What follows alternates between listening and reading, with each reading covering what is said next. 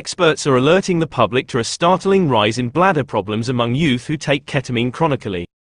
According to experts, major, high-risk surgery is being performed on people as young as 21 to cure addiction-related issues.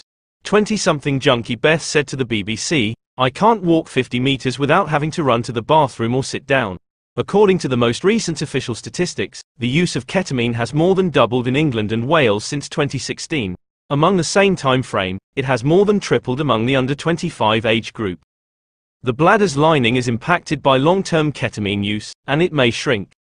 Consequently, a growing number of urology departments have established specialized clinics to assist the growing number of youth suffering from bladder problems.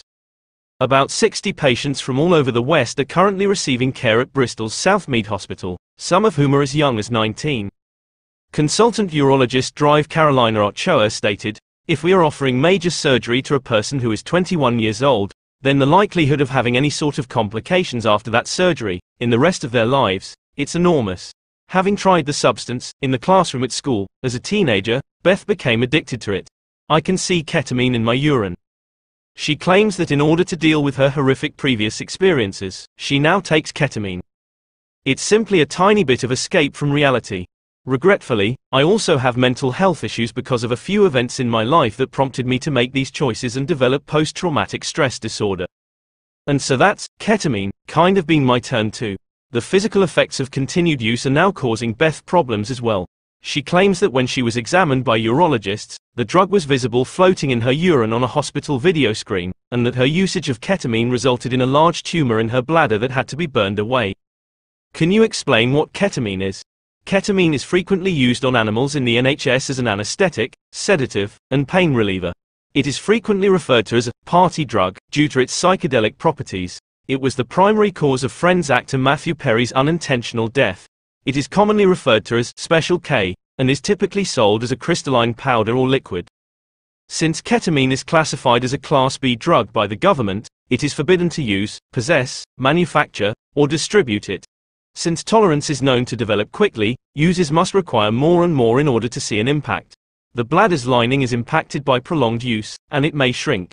This may result in bleeding, infections, obstructions, incontinence, and frequent urination. Very serious repercussions. The British Association of Urological Surgeons, where Dr. Mohammed Bilal works, is currently creating a guide to assist other medical professionals in identifying the symptoms of ketamine bladder. "I think we've seen a huge explosion of young people taking ketamine throughout the country, and that means that they come to see us with a significant urinary symptoms, and these symptoms can include going to the toilet every hour or even every half an hour," he stated. Ketamine can have extremely dangerous side effects since it ruins the bladder's lining. "We've noticed lots of young patients with severe bladder problems that we would not expect to see until patients are much older."